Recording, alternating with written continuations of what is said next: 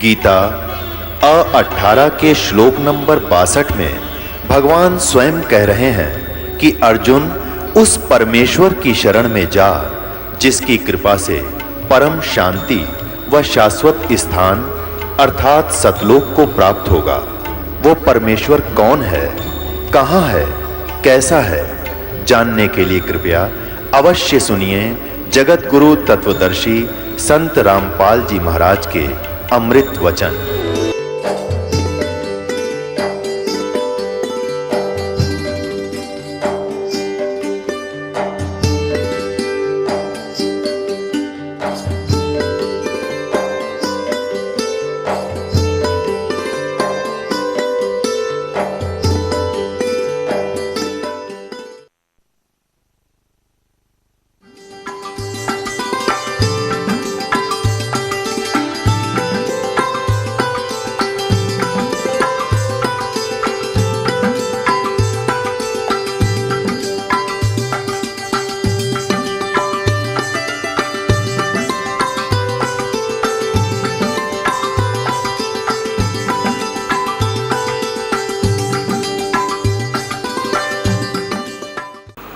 अब देखिएगा श्रीमद् देवी भागवत महापुराण केवल हिंदी गीता प्रेस गोरखपुर से प्रकाशित और इसी का वही तीसरा स्कंद चल रहा है। इसमें देखिएगा यहाँ पर इस प्रकार मुझसे आज्ञा देकर प्रसन्न वदना भगवती जगदम्बा ने भगवान विष्णु से कहा, विष्णु मन को मुग्ध करने वाली इस महालक्ष्मी को लेकर अब तुम भी पधारो। महालक्ष्मी से ब्याह कर दिया, यह सदा तुम्हारे वक्ष स्थल में विराजमान रहेगी, इसमें किंचित मात्र संदेह नहीं। और फिर बताया कि तुम सतोगुण हो, तुम एक महान पुरुष हो, तुम्हारे पास सतोगुण की प्रधानता रहनी चाहिए, तुम अर्थात तुम सतोगुण हो। अब फिर आगे देखिए, ब्रह्मा जी कहते हैं, देवी ने कहा, शंकर मन को मुग्ध करने वाली महाकाली गौरी नाम से विख्यात ये उमा है, तुम इसे पत्नी रूप से स्वीकार करो। तीनों का ब्याह कर दिया, कैलाश की रचना करके वहीं रहो। एक यहाँ नकली कैलाश और बना रखा है इस शिवलोक में। तुम्हारी लीला में तमोगुण की प्रधानता रहेगी, सतोगुण रजगुण गौण रहेंगे, ये गुप्त रहेंगे, वास्तव में तुम तमोगुण है। अच्छा, फिर आगे देखना, यहाँ फिर कहा है, ब्रह्मा जी बोले, कहते हैं कि इस प्रकार कहकर भगवती जगदम्बिका ने हमें विदा कर दिया। उन्होंने शुद्ध आचार वाली शक्तियों में से भगवान विष्णु के लिए महालक्ष्मी को, शंकर के लिए महाकाली को, मेरे लिए महासरस्वती अर्थात सावित्री को पत्नी बनाने की आज्ञा दे दी। अब तीनों का ब्याह कर दिया। दूसरे स्थानों पर हम तीनों की पुरुष रूप से प्रतिष्ठा हुई, ये फिर हम भगवान बन गए तीन लोग के। अब ये ऐसे काल सृष्टि प्रारंभ हुई। अब इसी का प्रमाण आपको गीता जी में देता हूं। अब देखिएगा, श्रीमद् भगवत गीता, गीता प्रेस गोरखपुर से प्रकाशित, और इनके टीकाकार हैं श्री जय दयाल गोविंद का, श्री जय दयाल गोविंद का। और ये सबसे पहले अध्याय नंबर 14 का प्रथम श्लोक सुनिए, इन्हीं की भाषा में। वैसे तो इन महापुरुषों को विशेष ज्ञान नहीं था, कोशिश की इन्होंने सरलार्थ करने की ढंग से, परंतु सूक्ष्म वेद का ज्ञान न होने से अधूरा पुधूरा ही किया। फिर भी जहां तक इनकी बुद्धि काम की, उन्हीं के आधार पर बताता हूं कि ज्ञानों में भी अति उस उत्तम परम ज्ञान को फिर कहूंगा, जिसको जानकर सब मुनिजन संसार से मुक्त होकर परम सिद्धि को प्राप्त हो गए। कि अब ये ज्ञान समझ में आ गया ना कि काल कौन है। अब ये ब्रह्म भगवान स्वयं ही कह रहा है कि अब वो उत्तम ज्ञान तुझे फिर बताऊं अर्जुन, जिसको समझ गए और फिर मेरे जाल से सब निकलने की चेष्टा कर जाते हैं, करते हैं, वो निकल जाते हैं। अध्याय नंबर 14 अथ चतुर्दशोध्याय।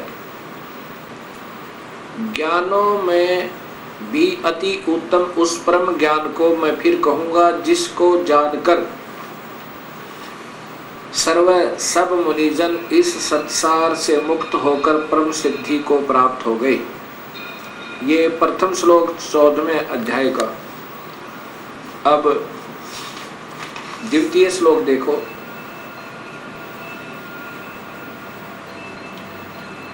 इस ज्ञान का आश्रय करके, धारण करके मेरे स्वरूप को प्राप्त हुए पुरुष सृष्टि के आदि में उत्पन्न नहीं होते और प्रलय काल में भी व्याकुल नहीं होते। अब इसकी मूल संस्कृत देखिए दूसरे श्लोक की। ये इन टीकाकारों ने स्वयं ज्ञान न होने से उलझ पुलझ कर देते हैं। क्या लिखा है? ईदम ज्ञानम उपाश्रित मम, मेरे इस ज्ञान के आश्रित होकर, जो ज्ञान मैं तुम्हें बता रहा हूँ, साधर्म्यम आगता, यानी सत भक्ति करने वाले, सत भक्ति का आश्रित लेकर के, सर्गे अपि न उपजायन्ते, यानी ये सृष्टि के विनाश पर फिर दोबारा उत्पन्न नहीं होते और प्रलय में वे कभी दुखी नहीं होते, वो फिर अविचल हो जाते हैं। फिर देखो, इदम ज्ञानम आश्रित्य मम, मेरे इस ज्ञान का आश्रय लेकर जो मैं अब बताऊंगा, साधर्मम आगता, सत भक्ति करने पर आश्रित हो जाने वाले, सत भक्ति करने वाले, सर्गे माने सृष्टि के प्रारंभ में फिर कभी नहीं उपजते और प्रलय में भी उनका विनाश नहीं होता। ये सीधा अर्थ बना है। अब यहां विचार कीजिए, ये टीकाकार कहते हैं कि इस ज्ञान को आश्रय करके अर्थात धारण करके मेरे स्वरूप को प्राप्त हुए।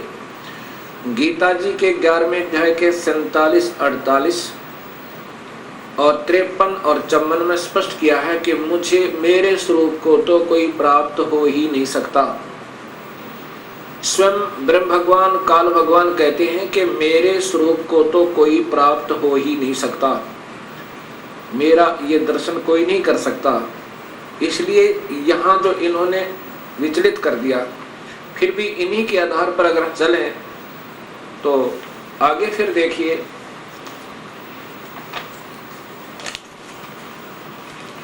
ये 14वें अध्याय का 3, 4 और 5वां श्लोक स्पष्ट करता है ब्रह्मा विष्णु महेश की उत्पत्ति और काल और प्रकृति से सृष्टि की उत्पत्ति। ये 3 श्लोक है। मम योनि महत ब्रह्म तस्मिन् गर्भम ददामि अहम संभव सर्वभूतानां ततः भवति भारत। ये देखो, हे अर्जुन, मेरी महत प्रकृति तो भूत, सर्वभूतों यानी प्राणियों की योनि अर्थात गर्भास्थान है। मैं उस योनि में चेतन समुदाय गर्भ को स्थापन करता हूँ। ततः उसके संयोग से, जड़ चेतन जी आप लिख रहे हैं, उसके संयोग से सब प्राणियों की उत्पत्ति होती है। भूतानाम मन प्राणियों की। अब 4था श्लोक देखो। हे अर्जुन, नाना प्रकार की सब योनियों में जितने मूर्तियां अर्थात शरीरधारी प्राणी उत्पन्न होते हैं, ये प्रकृति, ये देखो ध्यान से, प्रकृति जो प्रकृति मैंने शब्द वहां बताया था आपको, देवी भागवत महापुराण और शिव महापुराण में, ये वो प्रकृति दुर्गा है। दुर्गा तो उन सब की गर्भ धारण करने वाली माता है और मैं बीज स्थापन करने वाला पिता हूं। अब ये काल भगवान ब्रह्म क्षर पुरुष स्वयं कह रहा है कि ये प्रकृति तो मेरी पत्नी रूप में है और मैं बीज स्थापन करने वाला पिता हूँ और मैं उसके पेट में बीज स्थापित करता हूँ जिससे सब प्राणियों की उत्पत्ति होती है और इसी से प्रकृति से ही तीनों गुण उत्पन्न हुए, रजगुण ब्रह्मा, सतगुण विष्णु, तमगुण शिव जी। ये 14वें अध्याय का 5वां श्लोक देखिएगा।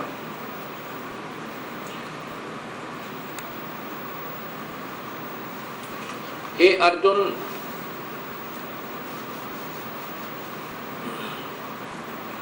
हे अर्जुन, सतगुण, रजगुण और तमगुण, सत्वम रजम तमः, सतगुण विष्णु, रजगुण ब्रह्मा और तमगुण शिव, ये प्रकृति से उत्पन्न, शेरा वाली से उत्पन्न या सपष्ट प्रकृति लिखा है हिंदी में भी, प्रकृति संभवा संस्कृत में, प्रकृति से उत्पन्न गुण, तीनों गुण अविनाशी जीव आत्मा को शरीर में फंसा कर रखते हैं, शरीर में बांधते हैं, अर्थात यही इन प्राणियों को बांधने की, कर्म उलझाने के मुख्य कारण है। अब गीता जी के 4थे अध्याय के 5वें श्लोक में लिखा है कि अर्जुन, तेरे और मेरे बहुत जन्म हो चुके हैं, आप नहीं जानते, मैं जानता हूं। कौन कह रहा है? ये काल कह रहा है। ये श्री कृष्ण जी में प्रवेश कर कर काल बोल रहा है, वो ब्रह्म क्षर पुरुष।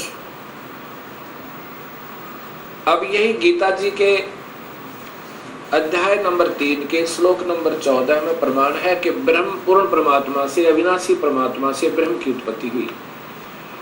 गीता जी अध्याय नंबर 3 और ये श्लोक नंबर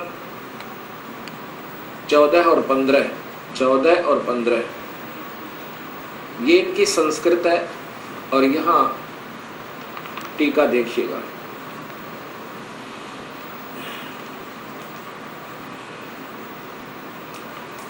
यहां से प्रारंभ होता है, भूतानि माने संपूर्ण प्राणी अन्न से उत्पन्न होते हैं, भवंती, अन्न की उत्पत्ति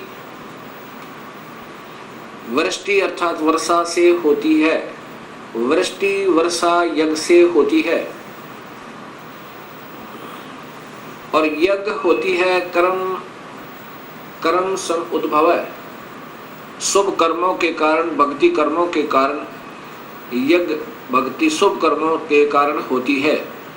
कर्म, ये देखो स्पष्ट क्या, कर्म को तू ब्रह्म हो, ब्रह्म माने काल भगवान ब्रह्म से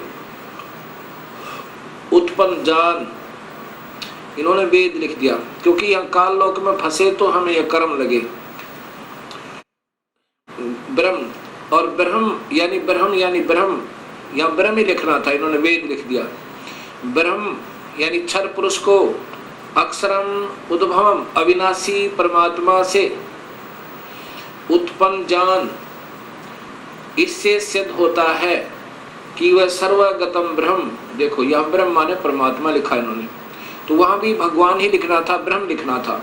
सर्वगतम ब्रह्म, सर्वव्यापक परमात्मा, सर्वव्यापी वासुदेव, ये सर्वगतम ब्रह्म का अर्थ होता है सर्वव्यापक वासुदेव। वासुदेव परमात्मा से ही सदा ही यज्ञ प्रतिष्ठित है, वो वासुदेव, कुपूर्ण परमात्मा ही वासुदेव है। ये अपने भी थोड़े थोड़े मंडलों में भी वासुदेव है। गीता जी के अध्याय नंबर 3 के श्लोक नंबर 14-15 से दो बातें सिद्ध हुई। एक तो ये हुई कि काल की उत्पत्ति भी पूर्ण परमात्मा से हुई, ब्रह्म की उत्पत्ति क्षर पुरुष की, और दूसरी ये हुई कि वो सर्वगतम ब्रह्म, सर्वगतम का अर्थ होता है वासुदेव, सर्वव्यापक परमात्मा, सदा ही यज्ञों में प्रतिष्ठित है, अर्थात उसी के निमित्त सभी शुभ कर्म किए जाने चाहिए, उन्हीं को हर धार्मिक कर्म में आगे रखना चाहिए, उसी पूर्ण परमात्मा की ही पूजा करनी चाहिए जिससे हमारे धार्मिक कर्म सफल हों। जैसे यदि वृक्ष की जड़ में पानी डालेंगे तो वो पौधा स्वस्थ होगा और बढ़ेगा, प्रफुल्लित होगा, अन्यथा नहीं होगा। अब ब्रह्म पूर्ण परमात्मा से उत्पन्न हुआ, इसका अन्य उदाहरण वेद देगा। अब वेदों में बताते हैं आपको सृष्टि रचना। अब पूर्ण परमात्मा से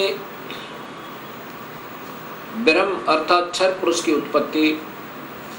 अब अथर्ववेद कांड नंबर 4 अनुवाक नंबर 1 में आपको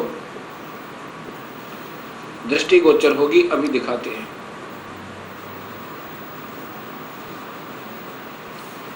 यह है अथर्ववेद संहिता सरल हिंदी भावार्थ सहित कांड नंबर 1 से 10। ये कांड नंबर 4 में आपको मिलेगा। ये देखिएगा, संपादक वेद मूर्ति तपोनिष्ठ पंडित श्रीराम शर्मा आचार्य, इनके द्वारा इनका टीका है। लेकिन इन महापुरुषों को ज्ञान न होने से अपने अपने तुक्के लगाए इन्होंने, फिर भी सच्चाई नहीं छुप पाई। क्या लिखा है? ये है अथर्ववेद चतुर्थ कांड।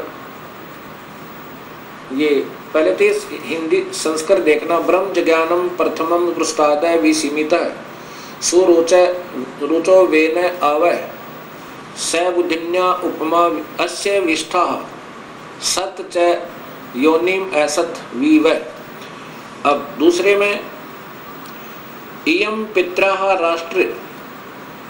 राष्ट्री अग्रे प्रथमाया जनुषे भुनेष्टा तस्मात् सुरुचम हवराहरम धर्म श्रृणान्तो प्रथमाय धास्वे। अब तीसरे में देखना, पर्यो यजे विद्वानस्य बंधु विश्व देवानाम जनिमा विवक्त ब्रह्मण है उजबार है। ब्रह्मण पूर्ण परमात्मा से ब्रह्म ने ब्रह्म की उत्पत्ति हुई। इन्होंने भी कोशिश की है। देखिएगा, ये देखो, ये सलात करते करते इन्होंने क्या लिखा है। खूब कोशिश की है सुलझाने की, पर नहीं सुलझा इनसे। ब्रह्म से ब्रह्म, ब्रह्म है ब्रह्मण, ब्रह्मण माने पूर्ण परमात्मा से, ब्रह्म माने क्षर पुरुष की। ब्रह्म से ब्रह्म की उत्पत्ति हुई। ये वैसे तो के मारे वेद ज्ञान अथवा यज्ञ ब्रह्म का यह अर्थ नहीं होता। ब्रह्म से ब्रह्म की उत्पत्ति हुई। अब ये आपके सामने सच्चाई उपदास बताएगा। अथर्ववेद कांड नंबर 4 अनुवाक नंबर 1 के सूक्त 7 हैं। ये प्रथम सूक्त यानी श्लोक में क्या लिखा है? प्रथमम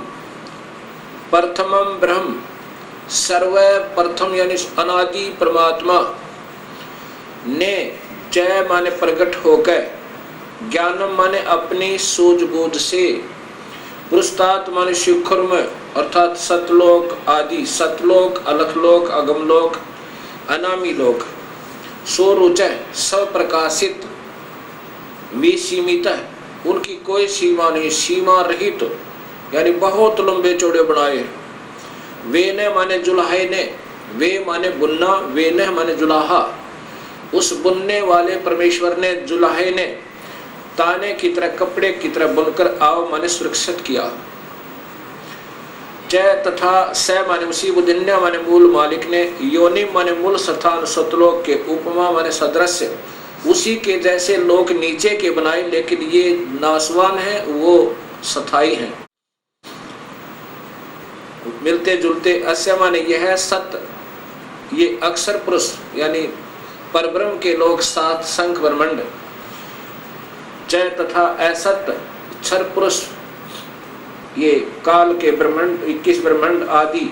वी वह माने न्यारे न्यारे स्थान, उन दोनों के न्यारे न्यारे स्थान। विष्ठा माने स्थापित किए। अब दूसरे में है इयम माने इसी, पित्रा माने जगत पिता परमेश्वर ने, एतु माने इस, अग्रह माने सर्वोत्तम,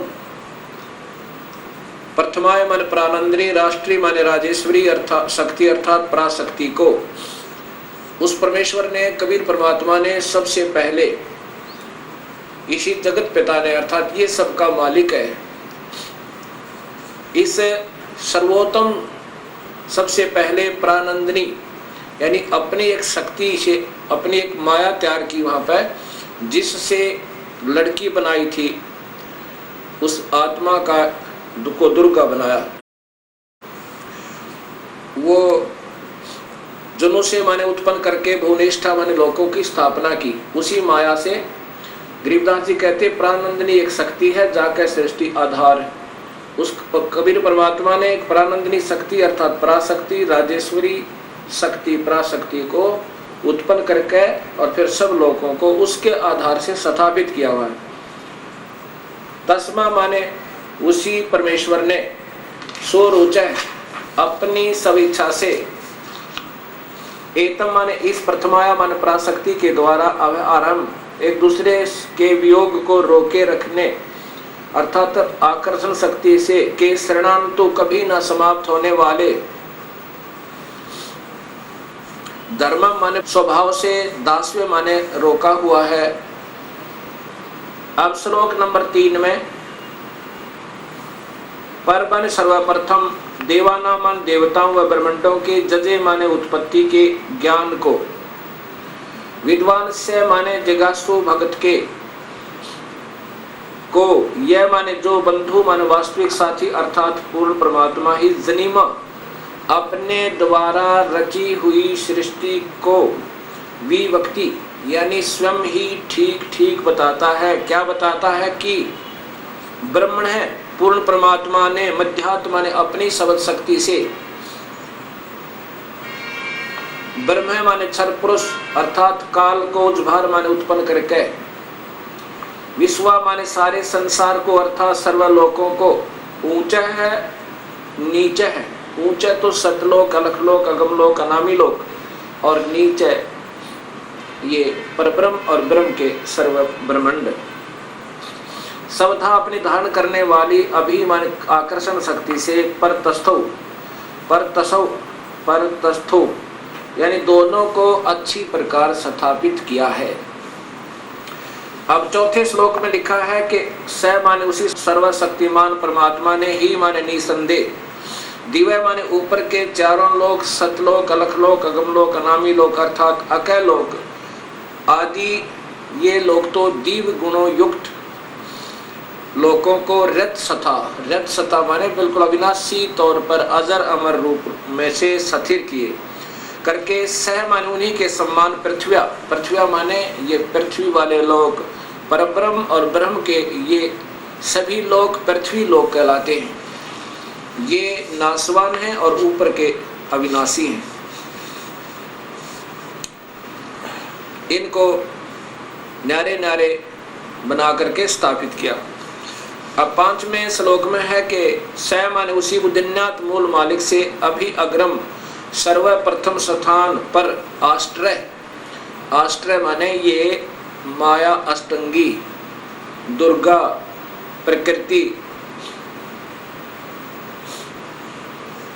उत्पन्न, प्रकृति देवी जनों से माने उत्पन्न हुई, उसी परमात्मा से इस प्रकृति देवी की उत्पत्ति हुई। कबीर परमात्मा ने यानी पूर्ण ब्रह्म ने उस जो सबसे पहले स्वीकृति दी थी जिस आत्मा ने इस काल के साथ आने की, उसको एक लड़की बनाया था, दुर्गा बनाया था, अध्या माया बनाया था, प्रकृति देवी। तो यहाँ बता रहे हैं कि स माने उसी बुद्धिन्यात मूल मालिक से अभी अग्रम माने सर्वप्रथम स्थान पर आश्रय माने अष्टंगी दुर्गा प्रकृति देवी जनों से माने उत्पन्न हुई। तस्य माने यही सम्राट माने राजाधिराज, बृहस्पति माने जगत गुरु, देवता परमेश्वर, यत माने जिससे, अह माने सबका वियोग हुआ है, ये वही परमात्मा है हम जिससे बिछुड़कर आए हुए हैं। अथ माने इसके बाद ज्योतिष माने ज्योत स्वरूप निरंजन अर्थात काल के, शुक्रम माने बीज से वीर्य से, जनिष्ठ माने उत्पन्न होकर, विप्रा माने ये सभी भक्त आत्माएं, वी माने अलग से अलग अलग, धूमंत का अर्थ है मनुष्य और स्वर्ग लोक में, इस लोक में, पाताल लोक में आदि, स्वर्ग लोक आदि में वसंतो माने निवास करने लगी। और यही गीता जी के 14वें अध्याय का तीसरा चौथा श्लोक बताता, 5वां श्लोक बताता है कि मैं तो सभी प्राणियों का पिता हूँ और मैं इस प्रकृति देवी के पेट में गर्भ में बीज स्थापन कर देता हूँ जिससे सभी प्राणियों की उत्पत्ति होती है। और यही ये अथर्ववेद बता रहा है कि पहले तो हम उस परमात्मा से बिछड़े, पूर्ण परमात्मा से, और उससे वियोग होने के बाद फिर इस काल के और प्रकृति के संयोग तक हम ये न्यारे न्यारे रहने लगे, बस यहाँ अपना अलग शरीर बना। अब छठा श्लोक बताता है कि पूर्व माने पहले वाले, नूनम माने निसंदेह, तत्व माने वह पूर्ण परमेश्वर ही, अस्य माने इस, काव्य माने शास्त्र अनुकूल, शास्त्र अनुकूल साधक को, काव्य माने शास्त्र अनुकूल साधक को, जो विधिवत साधक करता है को, वापिस माने वापिस, मह माने सर्वशक्तिमान, देवस्य माने परमेश्वर के, पूर्वस्य माने पहले के, धाम माने लोक अर्थात सतलोक में हिनोती भेज देता है। पूर्वे पहले वाले विशिते विशेष चाहे हुए ऐसा माने इस परमेश्वर को, वह जजे माने सृष्टि उत्पत्ति के ज्ञान को जानकर जो भक्तात्मा सतलोक पहुंच गया, फिर उसको ये पता चलता है कि मैं कैसे इस काल के जाल में फंसा था, कैसे हमने स्वयं ही स्वेच्छा से अपने मूल मालिक से हृदय हटाकर और इस काल के ऊपर आसक्त हुए थे, जिसके कारण हमने ये नाना कष्ट उठाने पड़े उस मृतलोक में जाकर। उस सृष्टि उत्पत्ति के ज्ञान को और उस पूर्ण परमात्मा को जिसकी तलाश सब प्राणियों को है, उसको पाकर फिर बड़े आनंद के साथ, बड़े प्यार के साथ, आधा सोवे आधा जागे, बड़े प्यार के साथ फिर वो वर्णन करता है उस परमात्मा की महिमा का। हे मालिक, बड़ी दया करी, आपने इस काल के जाल तक हमें निकाल लाए। बहु अभी बहुत आनंद, साकम माने के साथ, अर्धः माने आधा, ससन सोता हुआ, इतथ्या माने इधिवत, इस प्रकार, नु माने सतीति करता है, सतुति करता है। गरीबदास जी महाराज जो हरियाणा में छुडानी के अंदर उनका प्रादुर्भाव हुआ है, उनको भी परमेश्वर कबीर साहब आए थे और सतलोक लेकर गए थे उस आत्मा को, और फिर उस अपनी प्यारी आत्मा को वापस भेजा था। तब उस परमेश्वर स्वरूप हुए परमात्मा के संपर्क में आने से गरीबदास जी महाराज ने कहा, गरीब अजब नगर में ले गए हमको सतगुरु आने, जल के ब्रह्म अगाध गति ही वहां सोते चादर ताने। अब इसी अथर्ववेद कांड नंबर 4 अनुवाक नंबर 1 का श्लोक नंबर 7वां और अंतिम ये स्पष्ट करेगा कि वो परमात्मा कौन है जिसने सृष्टि रची, जो जगत पिता, जगत गुरु, विधिवत साधक को सतलोक भेजने वाला, वास्तविक साथी और काल की तरह धोखा न देने वाला, सारे ब्रह्मांडों का रचनहार वो है कौन, ये बताएगा कि वो कबीर परमेश्वर है। यह माने जो अथर्वाणम, अथर्वाणम माने अचल अविनाशी, जो कुल वास्तव में अविनाशी, परम पितरम माने जगत पिता, देव बंधु, भक्त का, आत्मा का वास्तविक साथी अर्थात आत्मा का आधार, बृहस्पति जगत गुरु, चय तथा नमशा माने विनम्र पुजारी अर्थात विधिवत साधक को, अब माने सुरक्षा के साथ सतलोक गच्छात माने सतलोक ले जाने वाला, विश्वेशम सर्व ब्रह्मांडों को जनिता माने रचने वाला, न दबायते काल की तरह धोखा न देने वाला, स्वभावान स्वभाव अर्थात गुणों वाला, यथा माने ज्यों का त्यों, स माने वही, तो माने आप, कबीर देव, वो कबीर परमेश्वर है। ओए होए होए, वह कबीर परमेश्वर है। ये स्पष्ट अथर्ववेद कांड नंबर 4 ने कर दिया कि वो परमात्मा कबीर है, जिसने सारी सृष्टि रची, सभी का वो पालनहार और कुल मालिक, सब ब्रह्मांडों का रचनहार, वो कबीर परमेश्वर है। अब वेदों में पुनर्देखिएगा ये अथर्ववेद अक्षेमकरण दास त्रिवेदी के द्वारा भाषा भाष्य है। और ये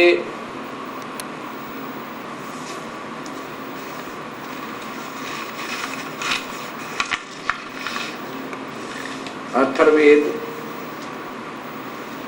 भाषा भाष्य प्रथम कांड से सप्तम कांड तक इसका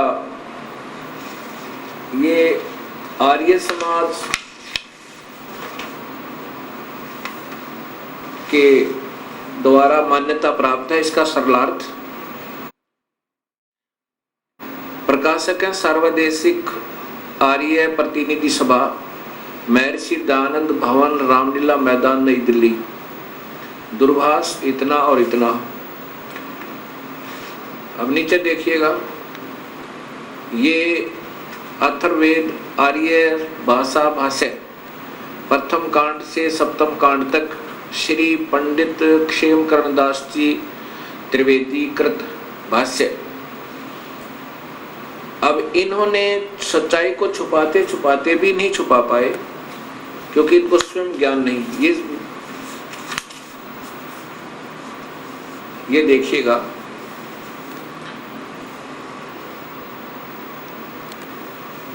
ये वही अथर्ववेद चतुर्थ कांड भाषा भाष्य चतुर्थ कांड है।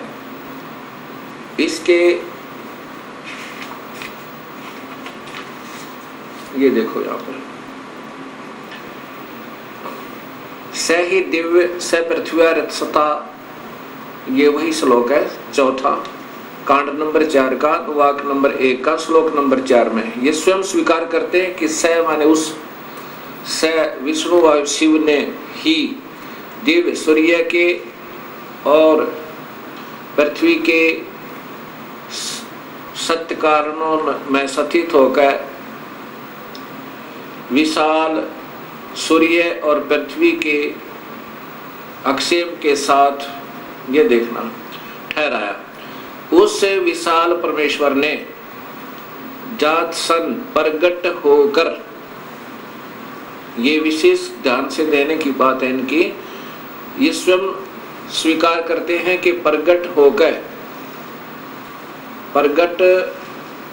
होकर अर्थात आकार में आकर दोनों विशालों अर्थात सूर्य रूप सदम घर पृथ्वी वाले लोक को अलग अलग ठहराया, स्थिर किया।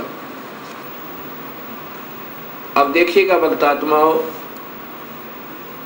एक तरफ तो महर्षि दयानंद जी कहते हैं परमात्मा निराकार है, वह कभी आकार में आता ही नहीं। और उसी आर्य समाज को स्वीकार्य ये भाषा भाष्य है। इसमें ये स्वयं स्वीकार कर रहे हैं कि वेद में लिखा है कि परमात्मा ने प्रगट होकर और ऊपर के और नीचे के लोक रचे। अब मैं जो दिखाना चाहता था कि देव माने परमेश्वर, यही अथर्ववेद कांड नंबर 4 अनुवाक नंबर 1 का श्लोक नंबर 7 है। ये देखें, ये लिखा है, ये अथर्वाणम पित्रम देवबंधु बृहस्पतिम नमसा आवच गच्छात त्वम विश्वेशाम जनिता यथा स कबीर देव। ये है कबीर देव, कबीर परमेश्वर, न दभायत स्वाधावान। इन्होंने कवि को ऐसे लिख दिया अपसर्ग लगा के, ये फिर भी कबीर है, जैसे पुनर्जन्म, ये फिर भी रह का काम करते हैं। कबीर देव माने स्वीकार करते परमेश्वर, इसको ऐसे ही रहने देते जो काटू। कबीर को कबीर लिख देते और देव माने परमेश्वर लिख देते कि वो कबीर परमेश्वर है। इन्हीं के शब्दों में ये स्पष्ट हो जाता। तो ये ऐसे लिखना था। श्लोक नंबर 7 अलवा अथर्ववेद कांड नंबर 4 का अनुवाक नंबर 1 और श्लोक नंबर 7 वही है, ये अथर्वाणाम पित्रम देवबंधु बृहस्पतिम नमसा आवच गच्छात तवम विश्वेशाम जनिता यथा सह कबीर देव न दबाते स्वादावान। अब इसका अर्थ ऐसे बनता है, यह माने जो, अथर्वाण माने अचल अविनाश अर्थात अविनाशी, पितृ माने जगत पिता, देव बंधु भक्तों का वास्तविक साथी अर्थात आत्मा का आधार बृहस्पति, जगत गुरु जय तथा नमसा विनम्र पुजारी अर्थात विधिवत साधक को अब हमारे सुरक्षा के साथ गच्छात सतलोक ले जाने वाला, विश्वेशाम सर्व ब्रह्मांडों को जनीता माने रचने वाला, न दबायतः काल की तरह धोखा न देने वाले, स्वाधावान मन स्वभाव अर्थात गुणों वाला, यथा जौकात्यों अर्थात वैसा ही, स माने वह, त्वम माने आप, कबीर देव। इसको ऐसे भी लिख सकते हैं और ऐसे भी लिख सकते हैं। ये कबीर देव, इसको ऐसे रह कर नीचे अपसर्ग लगा के भी लिख सकते हैं। कबीर देव है, वो कबीर परमेश्वर है। यजुर्वेद, अब यजुर्वेद ऐसे लिखा जाता है, ये यजुर्वेद है। इसका संधि छेद करके लिखें तो यजुर्वेद तो भी उस पवित्र पुस्तक का ही बोध है। यदि हम इसको ऐसे लिखेंगे तो भी ये पुस्तक पवित्र पुस्तक का ज्ञान कराएगी, ऐसे लिख देंगे तो भी ये पवित्र पुस्तक है। यजु का अर्थ होता है, यजुर का अर्थ है जिसमें यज्ञ स्तुतियां ऋचाएं हैं, उस धार्मिक पुस्तक को यजुर्वेद कहते हैं। यजुर का वास्तव में अर्थ होता है जो पवित्र यज्ञ स्तुतियों का स्रोत, जिसमें यज्ञ स्तुतियां ईश्वरीय वंदनाएं हैं, वो है कहाँ? वो उस पुस्तक में है। यदि ये पुस्तक नहीं लिखेंगे तो ये लिखते रहो यज्ञ स्तुतियां, वो कहाँ है? जब तक ये नहीं लिखेंगे यजुर्वेद में है तब तक ये समस्या हल नहीं हो सकती। ऐसे ही ठीक इसी प्रकार इन कलयुगी ऋषियों ने महिमा गाने की चेष्टा तो की है कि परमात्मा ये कर देता है, परमात्मा ये कर देता है, उसकी सबने पूजा करनी चाहिए, और ये नहीं लिखा कि वो परमात्मा कबीर है। अब जो गुण बताए गए प्रभु के, वो है कहाँ, वो कैसा है, वो कौन है? वेद प्रत्यक्ष बताते हैं वो मनुष्य जैसा है, और वो कबीर नाम है उसका, वो आकार में है। और इन्होंने क्या लिख दिया, कैसा सरलार्थ कर दिया इन कलयुगी ऋषियों ने। जैसे कोई दूध की महिमा गावे और कहे वो बहुत ही अच्छा पेय पदार्थ है, बड़ा पौष्टिक आहार है, सफेद सफेद है, सबके पीने योग्य है, सबको पीना चाहिए, वो है कहाँ, वो कैसा है? वो तो निराकार है, वो तो कोई है ही नहीं, वो तो मिलता ही नहीं। कोई बात हुई? जहाँ दूध लिखा था उसका लिख दिया सफेद सफेद पेय पदार्थ। अब दूध को दूध ही लिख देना था, जिससे वो दूध दूध कह के कहीं ढूंढ ले वह। ऐसे ही वेदों के सरलार्थकर्ताओं ने कबीर को सर्वोच्च और कुछ बना दिया, वहां कबीर ही लिख देना था ताकि वो ढूंढ ले वो परमात्मा कबीर है। अब यहाँ देखो, ये जैसे यजुर्वेद लिखा है ऐसा ही ये कबीर देव है, ऐसे ही ये कबीर देव है, ये कबीर देव। ठीक इसी प्रकार चारण वेदों में लिखा है कि वह कबीर देव कबीर साहेब है जो सर्वशक्तिमान जगत पिता सर्वश्रेष्ठी रचनहार कुल मालिक तथा पाप कर्म काटने वाला, वह काल की कारागार से छुड़ाने वाला अर्थात बंदी छोड़ है। इसको कबीर देव लिखें तो भी कबीर परमेश्वर का ही बोध है, इसको ऐसे लिखेंगे तो भी इस परमेश्वर का ही बोध है। कवि या कबीर का अर्थ शब्द कोश में ब्रह्मा सूर्य आदि लिखा है, तो ब्रह्मा का अर्थ है सृष्टि रचनहार। त्रिलोकीय ब्रह्मा तो केवल रजोगुण प्रभावित करके जीव से ही अन्य प्राणियों की उत्पत्ति करवाता है, इसलिए ब्रह्मा की उपाधि प्राप्त है।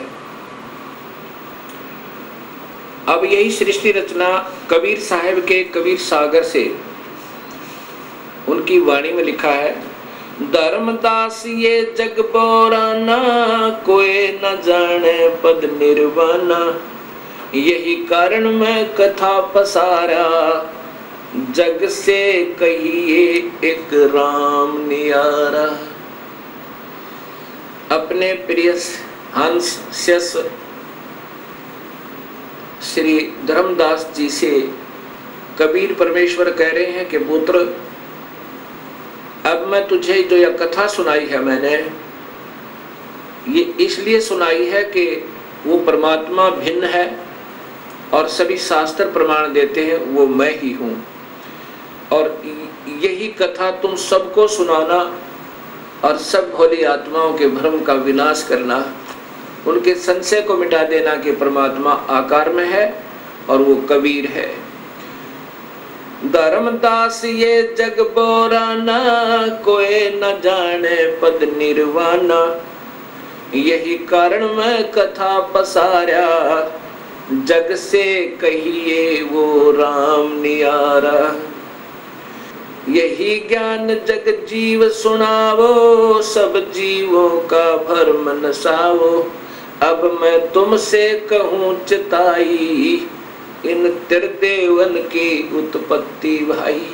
ये कबीर परमात्मा 600 साल पहले बता रहे हैं, और जो आज सभी शास्त्रों में जो का तो प्रमाण मिला कि इन तीनों देवताओं की उत्पत्ति कैसे हुई। जैसे शिव महापुराण ने आपने पढ़ा, देखा कि ये प्रकृति देवी, इसकी 8 भुजाएं हैं, ये दुर्गा, ये इन तीनों देवता ब्रह्मा विष्णु महेश की माँ है, और काल इनका पिता है। ये नासवान है, ये जन्म मरण में है। ये देवी भागवत महापुराण ने प्रत्यक्ष किया, यानी स्पष्ट किया, आपके सामने प्रमाणित किया। अब मैं तुमसे कहूँ चिताई, त्रिदेवन की उत्पत्ति भाई, कुछ संक्षेप कहूँ गहुराई, सब संशय तुमरे मिट जाई। भरम गए जग वेद पुराना, आदि राम का भेद न जाना। आदि राम वो जो प्राथमिक परमात्मा, सबसे पहले वाले भगवान सतपुरुष का, कबीर साहिब का। राम राम सब जगत बखाने, आदि राम कोई बिरलाए जाने। सभी भगवान भगवान अल्लाह अल्लाह गॉड गॉड कर रहे हैं, लेकिन वास्तविक परमात्मा को कोई विरला ही जानता है। ज्ञानी सुने सो हृदय लगाई, मूर्ख सुने तो गम ना पाई। धर्मदास की सत्य कथा को बुद्धिजीवी बुद्धिमान व्यक्ति सुनेंगे तो हृदय से लगाएंगे और धिक्कारेंगे उन नादान संतों को जो अभी तक गुमराह कर रहे थे समाज को। और जो बुद्धू हैं, मूर्ख हैं, वो रूढ़िवादी और पिट्ठू बने हुए उन चतुर प्राणियों के, उन नादान गुरुओं के, कहते उनके समझ में नहीं आवे। ज्ञानी सुने सो हृदय लगाई, मूर्ख सुने सो गम ना पाई। माँ अष्टंगी पिता निरंजन, ये जम दारुण वंशन अंजन। इन ब्रह्मा विष्णु महेश की माँ अष्टंगी है और पिता ये ज्योत निरंजन काल भगवान है। पहले कीन निरंजन राई, पीछे से माया उपजाई। पहले ये ब्रह्म की उत्पत्ति की थी, अंडे में शब्द शक्ति थे कबीर परमेश्वर ने, और पीछे से अष्टंगी अष्टरा, जिसने उस आत्मा ने सबसे पहले स्वीकृति दी थी इस काल के साथ आने की, उसको कबीर परमेश्वर ने लड़की बना दिया था, प्रकृति देवी बना दिया था, अध्या माया बनाया था। पहले कीन निरंजन राई, पीछे से माया उपजाई। माया रूप देख अति शोभा, देव निरंजन तन मन लोभा। इस प्रकृति देवी दुर्गा के रूप को देख कर ये काल भगवान आसक्त हो गए थे और उसमें विषय वासना कामदेव ने, सेक्स ने सताया था। कामदेव धर्मराय सताए, देवी को तुरंत धर खाए। पेट से देवी करी पुकारा, हे साहेब मेरा करो उबारा। टेर सुनी तब हम ता आए, अष्टंगी को बंद छुड़वाए। तब कबीर परमात्मा अपने पुत्र जोगजीत का रूप धार के और वहां पहुंचा काल के लोक में, और प्रकृति देवी को उसके पेट से निकाला, काल के पेट तक। टेर सुनी तब हम ता आए, अष्टंगी को बंद छुड़वाए। सतलोक में कीना दुराचारी, काल निरंजन दीन नकारी। सतलोक में दुराचार करने के कारण वहां से इसको निष्कासित कर दिया और इसका नाम काल रख दिया, ब्रह्म का, ज्योत निरंजन का। काल पड़ गया, इसका नाम काल कहा जाने लगा। माया समेत दिया भगाई, 16 शंख कोस दूरी पर आई। अष्टंगी और काल अब दोई, मंद कर्म से गए बिगोई। मंद कर्म तय, प्रकृति देवी का मंद कर्म था कि अपने पति अपने मालिक तय हृदय हटा के इस काल में लगाया। ये पति भरता धर्म से गिरी, इसका मंद कर्म ये था। और फिर काल ने मंद कर्म किया, इसके ऊपर नीयत खराब की। अष्टंगी और काल अब दोई, मंद कर्म से गए बिगोई। धर्मराय को हिकमत कीन्या, नख रेखा से भग कर लीन्या। धर्मराय की ने भोग विलासा, माया को रही तब आशा। ये प्रकृति देवी गर्भवती हुई। 3 पुत्र अष्टंगी जाए, ब्रह्मा विष्णु शिव नाम धराए। इस अष्टंगी ने, दुर्गा ने, प्रकृति ने 3 पुत्र ब्रह्मा विष्णु महेश को जन्म दिया। 3 पुत्र अष्टंगी जाए, ब्रह्मा विष्णु शिव नाम धराए। 3 देव विस्तार चलाए, इनमें यो जग धोखा खावे। पुरुष गम कैसे कोई पावे, काल निरंजन जग फरमावे। पुरुष गम कैसे को पावे, काल निरंजन जग फरमावे। 3 लोक अपने सुत दीन्या, सुन निरंजन बासालीन्या। 3 लोक तो अपने पुत्रों को देके और स्वयं सुन में, पहले तो हर ब्रह्मांड में इस काल ने एक सुन बना रखा, अपना ब्रह्मलोक बना रखा है। फिर इन 20 ब्रह्मांडों से भी बाहर रहता है, उनसे भी न्यारा रहता है। 3 लोक अपने सुत दीन्या, सुन निरंजन बासालीन्या। अलख निरंजन सुन ठिकाना, ब्रह्मा विष्णु शिव भेद न जान्या। इस काल का सुन में ठिकाना है, 21वें ब्रह्मांड में रहता है। अब पहले ये चित्र देखिएगा, एक ब्रह्मांड का चित्र है।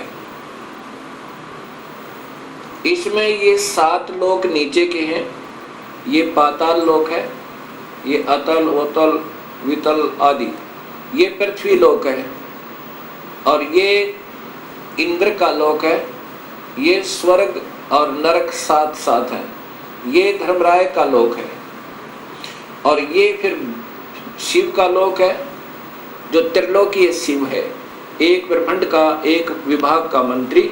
और ये ब्रह्मा जी का लोक है, ये विष्णु जी का लोक है, और ये स्वयं काल यहाँ रहता है जहाँ इन सबको चक्कर देकर रखा है। और ये एक ब्रह्मांड में इसके 3 स्थान है और 3 ही रूप बनाकर महाब्रह्मा महाविष्णु महाशिव रूप में रहता है। और यहाँ पर ये मानसरोवर है। यहाँ इसी हर ब्रह्मांड में कबीर परमात्मा भी ऐसे रहते हैं जैसे हर देश में जो राजदूत भवन होते हैं वहाँ पर उस देश के नुमाइंदे रहा करते हैं। ये स्वयं कबीर परमात्मा अपना अन्य रूप बनाकर यहाँ विद्यमान रहते हैं इन सबको नियंत्रित रखने के लिए। अब इसके बाद आप देखिएगा ये 21 ब्रह्मांड का चित्र। ये एक ब्रह्मांड है, ये एक ब्रह्मांड है। इस एक ब्रह्मांड अंड और ब्रह्मांड और पिंड इसी के नाम है, इसी के आधार पर शरीर की रचना है। ये एक ब्रह्मांड है जिसमें ये ब्रह्मा विष्णु महेश केवल विभागीय मंत्री हैं। अब देखिएगा 21 ब्रह्मांड का चित्र। ये काल के 21 ब्रह्मांड की सीमा है ये सारी। और ये काल ने 4 महाब्रह्मांड बनाए हैं ब्रह्म ने, और इसमें एक महाब्रह्मांड में 5 ब्रह्मांडों का ग्रुप बनाया हुआ है। इस एक ब्रह्मांड में ब्रह्मा विष्णु महेश प्रभु हैं, विभागीय मंत्री हैं। ऐसे ऐसे ये 20 ब्रह्मांड हैं, और ये काल इनको ऐसे गोलाकार बंद करके ये एलिपिकल से साइज में, शेप में, इनसे बाहर रहता है, इनसे बाहर यहाँ रहता है। ये है सतलोक जाने का रास्ता। और काल का निज लोक, ये एक महाब्रह्मांड को इसने अपना राजधानी बनाई हुई है।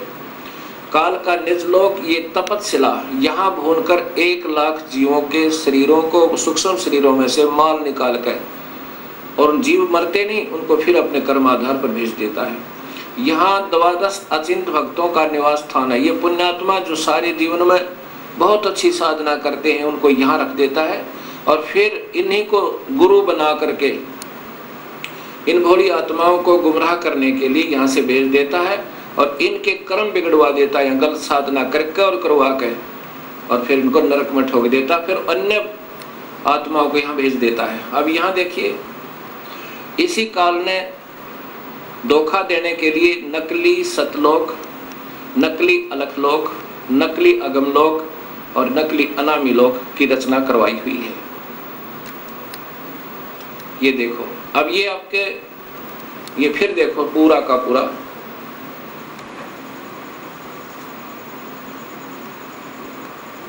अब आपको ऋग्वेद भी दिखाऊंगा, उसमें स्पष्ट लिखा है कि ये काल इन सब को ऐसे घेरे में बांध कर और इनसे न्यारा भी रहता है, वो यहाँ रहता है।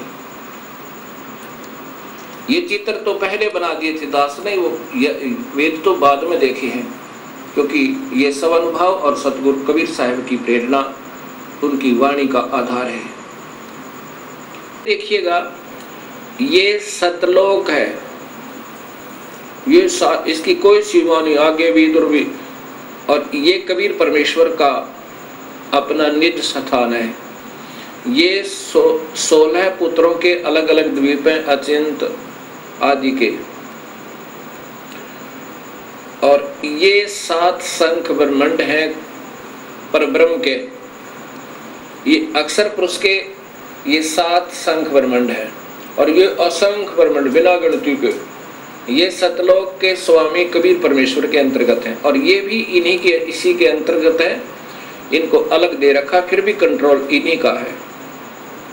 ये 7 शंख ब्रह्मांड ये अक्षर पुरुष के हैं, ये लाल जो घेरे में दिखाई देता है, और ये है उस काल भगवान के 21 ब्रह्मांड। ये कुल आगे इसके ये 21 ब्रह्मांड है, और इसमें ये है 4 महाब्रह्मांड, जिसमें 5-5 ब्रह्मांड है। अब देख लो, ये जो एक छोटा सा टिकारी दिखा है, एक ये बिंदी, ये है एक ब्रह्मांड, इसमें वो ब्रह्मा विष्णु महेश प्रभु है। अब कहाँ तो ये सारे ब्रह्मांडों का रचनहार, सबका कुल मालिक, और कहाँ ये विभागीय मंत्री। अब ये देखना आपने, ये काल के ये 21 ब्रह्मांड कुल, और यहाँ ये इसकी तपस्या, ये नकली लोक, ये 12 अचिंत भक्तों के, और ये ब्रह्मांड है। ये इनसे यहाँ जो आपने देखा 21 ब्रह्मांड। अब कबीर साहब कहते हैं कि काल निरंजन सुन ठिकाना, ये यहाँ पर इसका वास्तविक स्थान है। ये काल कहता गीता में कि इन तीनों गुणों में मैं नहीं हूं, मैं इनसे बाहर हूं। हर ब्रह्मांड में भी ये बाहर है, और साथ में 20 ब्रह्मांडों को बांध करके, और ये यहाँ रहता है, ये अलग रहता है। तो यहाँ कबीर साहब कहते हैं, काल निरंजन बड़ा बटपारा, 3 लोक जीव कीन आहारा। ये काल निरंजन सुन ठिकाना, ब्रह्मा विष्णु शिव भेद न जान्या। यहाँ रहता है ये, और इनको ये बांध रखा हर एक को यहाँ पर, ये बीच में सुन बना बना के। ऐसे इस काल ने इनको अपने पुत्रों को भी धोखा दिया हुआ है। ये जब अपने पुत्रों को भी धोखा दे सकता है, तो अन्य किसको बख्शेगा। 3 देव विस्तार चलावे, इनमें यो जग धोखा खावे। ये 3 देव ब्रह्मा विष्णु महेश, ये काल के विस्तार को हर ब्रह्मांड में अलग अलग रूप बना रखे इसने अपने पुत्रों के, अलग अलग पुत्र पैदा करके हर ब्रह्मांड में एक ब्रह्मा, एक विष्णु, एक शिव, ऐसे ही बना रखे, और स्वयं ये सबका कंट्रोलर बना रहता है इस एक 20 ब्रह्मांड में। तीन देव विस्तार चलावे, इनमें यो जग धोखा खावे। पुरुष गम कैसे कोई पावे, काल निरंजन जग भरमावे। तीन लोक अपने सुत दीना, सोन निरंजन बासालीना। तीन लोक अपने पुत्रों को देके, और पहले तो हर ब्रह्मांड में ब्रह्म लोक में ये सुन स्थान बना के वहां रहता है, बीच में बहुत गैप दे देता है। और फिर इन 20 ब्रह्मांडों को बांध के 21वें ब्रह्मांड में स्वयं बाहर रहता है, और एक नकली अलग लोक, अगम लोक, अनामी लोक, सतलोक बना के इन भोले भाले संतों को धोखा दे करके यहाँ उलझाए रखता है। अलख निरंजन सुन ठेकाना, ब्रह्मा विष्णु शिव भेद न जाना। ब्रह्मा विष्णु महेश को भी ये चक्कर में घेर रखा। ना ब्रह्मा को मालूम मैं कहाँ पैदा हुआ, कैसे हुआ, कौन हमारे माता पिता, ना शिव को मालूम, ना विष्णु को मालूम। तीन देव सो उसको ध्यावे, निरंजन का व्यापार न पावे। विष्णु ने भी हजारों वर्षों तक तप किया, शिव ने भी तप किया, और ब्रह्मा ने भी तप किए, लेकिन अपने पिता के दर्शन नहीं हो पाए। ये बाद में कोशिश की इन्होंने, पहले तो विष्णु ने नहीं किया, ना शिव ने किया, फिर बाद में भी कोशिश की तप करो, क्योंकि ये काल पहले इनसे तप करवाता है, कोई न कोई बहाना करवा के, और फिर इनके अंदर सिद्धि शक्ति भर कर स्वयं ही उनसे उनको प्रयोग करता है। अलख निरंजन बड़ा बटपारा, तीन लोक जीव कीन आहारा। ये काल बड़ा बटपार ठग है, और तीन लोक के जीवों को, हर ब्रह्मांड के लोक के, तीन लोक के जीवों को आहार करता है। ये देवताओं को भी नहीं बख्शता, अपने पुत्रों को भी खाता है। जब इनका समय पूर्ण हो जाएगा, ब्रह्मा का, विष्णु का, शिव का, इनको भी, ये भी मरेंगे, और फिर इनको भी तपस्शिला पर भूनेगा, फिर 84 लाख में डाल देगा, और फिर नए ब्रह्मा विष्णु महेश पैदा करके उनको अचेत रखता है। और फिर ऐसे ब्रह्मा को कमल के फूल पर, विष्णु को शेष सैया पर, शिव को कि कैलाश पर्वत पर धर देगा, और फिर ये नए चक्कर में पड़े रहेंगे बेचारे। वो पुण्यात्माएं जिन्होंने सारे जीवन में शुभ कर्म किए, वेद अनुसार साधनाएं की, उनको फिर ऐसे अपने पुत्रों के रूप में, परमात्मा रूप में पैदा कर देता है। ब्रह्मा विष्णु शिव नहीं बचाए, सकल खाए पुन धूर उड़ाए। तिनके सुत है तीनों देवा, ये अंधे जीव करते हैं सेवा। उस काल के ये तीन बेटे हैं, और इन तीनों देवता ब्रह्मा विष्णु महेश, रजगुण ब्रह्मा, सद्गुण विष्णु, तमगुण शिव की ही पूजा में ये भोली आत्मा धोखा खा रही है। किसके पुत्र सुत हैं तीनों देवा, काल के बेटे हैं तीनों देवा ब्रह्मा विष्णु महेश।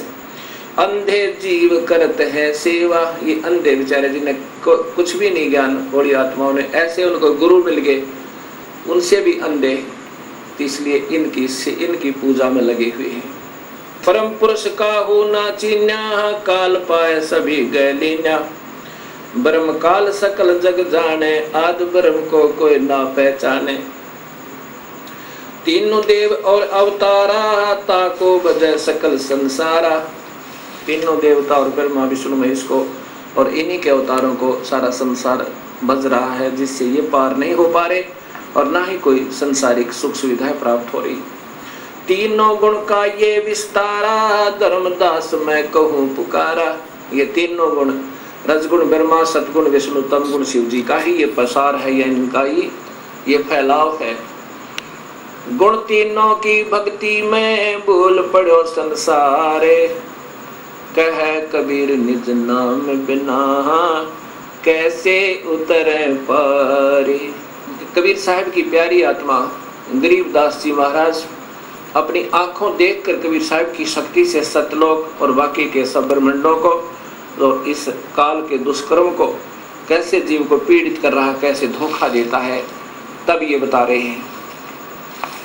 अब गीता जी के 7वें अध्याय के अंदर 12 से 15 और 20 से 23 तक काल तो ब्रह्म तो कहता है कि इन तीनों गुणों ने ब्रह्मा विष्णु महेश ने सबकी बुद्धि भ्रष्ट कर रखी है, और जिनने ब्रह्मा विष्णु महेश के तीनों गुणों के द्वारा जिनका ज्ञान हराया जा चुका है, वो राक्षस स्वभाव को धारण किए हुए राक्षस स्वभाव वाले व्यक्ति, दुष्कर्म करने वाले नीच व्यक्ति, वो मूड कहते मेरी पूजा नहीं करते, ब्रह्म की पूजा नहीं करते। अब काल ने तो छोड़ दिया कि ये तीनों गुण ही तुम्हें फंसा रहे हैं। जैसे गीता जी के अध्याय नंबर 14 के और श्लोक नंबर 5 में कहा कि प्रकृति से उत्पन्न ये तीनों गुण, रजगुण ब्रह्मा, सतगुण विष्णु, तम गुण शिव जी, इन जीवात्माओं को फंसा कर रखते हैं। और फिर 15वें अध्याय के प्रथम श्लोक में और द्वितीय में लिखा है कि ये उल्टा लटका हुआ संसार रूपी वृक्ष है अर्जुन, इसके ऊपर को जड़े हैं नीचे को 3 गुणों वाली ये विषय विकारों की, रजगुण ब्रह्मा, सतगुण विष्णु, तम गुण शिव जी रूपी ये शाखाएं फैली हुई हैं तीनों लोकों में। और यही इस जीवात्मा को कर्मों के बंधन में बांधने की मूल कारण, अर्थात ये फंसाए रखती है ब्रह्मा विष्णु महेश ये तीनों गुण। ये तो ब्रह्म कहता है। अब कबीर साहब के शेष अर्थात वो आत्मा गरीबदास जी, उनकी प्यारी आत्मा, अर्थात स्वयं कबीर साहब ही समझो, क्योंकि उन्होंने अपने उस पुण्यात्मा को, गरीबदास जी को, ये सब ब्रह्मांड के सारी रचना और उनका सब जहाँ पर जो कुछ हो रहा है वो दिखाया। अब गरीबदास जी ने फिर क्या बताया कि ऐसा नहीं है, ये अकेला, ये तीनों दोषी नहीं है ब्रह्मा विष्णु महेश, ये तो मूल जड़ तो काल है। इन पांचों ने, माया ने, ज्योत निरंजन ने, काल ने और ब्रह्मा विष्णु महेश ने कुल मिलाकर सारे ने ही तुम्हें फंसा रखा है। ब्रह्मा विष्णु महेश्वर माया और धर्मराया कहिए, इन पांचों मिल पर पंच बनाया, वाणी हमरी लइए। कबीर साहब समझो, गरीबदास समझो, कह रहे हैं कि इन ब्रह्मा विष्णु महेश और माया प्रकृति और ज्योत धर्मराय योग काल ने, इन सब ने, पांचों ने मिलकर ये प्रपंच बना रखा है। हमारी वाणी लेना, हम जो कह रहे हैं उसको विचार करना, उसको ध्यान से सुनना, लेना माने इशारा पकड़ लेना हमारा, हम क्या कहना चाहते हैं। इन पांचों मिल जीव अटकाए, युगन युगन हम आन छुटाए। इन पांचों ने मिलकर जीव फंसा रखे हैं। युगों युगों में आकर हमने सत्य ज्ञान दे करके अपनी प्यारी आत्माओं को अपने चरणों में लिया और उनका फिर काल से छुटकारा करवाया। बंदी छोड़ हमारा नामम, अजर अमर है अस्थिर ठामम। हमारा बंदी छोड़ नाम है और हमारा स्थान अजर अमर है, वो सतलोक है, वो कभी विनाश में नहीं आता। पीर पैगंबर कुतुब ओलिया सुर नर मुनि जन ज्ञानी। पीर पैगंबर ये मुसलमानों के, कुतुब ओलिया ये मुसलमानों के, और सुर नर मुनि जन ज्ञानी ये हिंदुओं के। कहते इनको तो अभी तक वो रास्ता नहीं मिल पाया।